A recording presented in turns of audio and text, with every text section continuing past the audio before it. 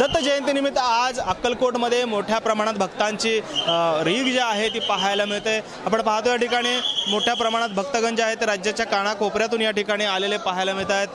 कर्नाटक असेल, आंध्र प्रदेश असेल यासह महाराष्ट्राच्या कानाकोपऱ्यातून मोठ्या प्रमाणात भाविक जे आहेत ते या ठिकाणी दाखल झालेले आहेत। आणि आपण पाहतोय खरं तर दत्त जयंतीनिमित्त स्वामी समर्थांचं दर्शन घेण्यासाठी ही सर्व भक्तांची मांदियाळी जी आहे ती अक्कलकोट नगरीमध्ये दाखल झाल्याचं आपल्याला पाहायला मिळतंय। खरं तर अतिशय साजिर असं रूप जे आहे स्वामी समर्थांचं ते या ठिकाणी आपण पाहतोय। खास TV9च्या प्रेक्षकांसाठी हे दृश्य जे आहे ते आपण दाखवतोय।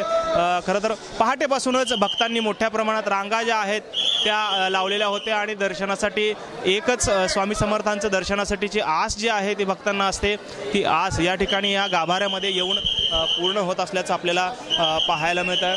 खरं तर वेगवेगळ्या ठिकाणाहून या ठिकाणी भक्तगण दाखल झालेले आहेत।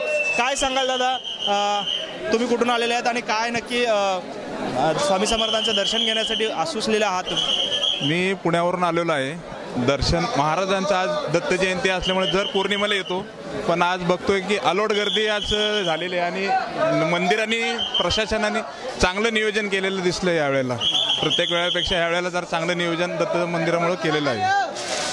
आपण पाहतोय खरं तर भाविक जे आहेत या ठिकाणी येतात आणि स्वामी समर्थांचं दर्शन घेऊन या ठिकाणी कृतकृत्य होतात, अशी एकंदरीत भावना देखील व्यक्त होताना या ठिकाणी पाहायला मिळते। खरं तर आज 1111 फळांची आरास जी आहे ती स्वामी समर्थांना करण्यात येणार आहे। साधारणपणे दुपारच्या सत्रामध्ये हे आरास करण्यात येईल आणि एकंदरीतच पहाटेपासून संपूर्ण भक्तगण या ठिकाणी दाखल झाल्याचं आपल्याला पाहायला मिळते। कॅमेरामॅन विनोद उनाबादकरसह सागर सुरवसे, TV9 मराठी, अक्कलकोट, सोलापूर।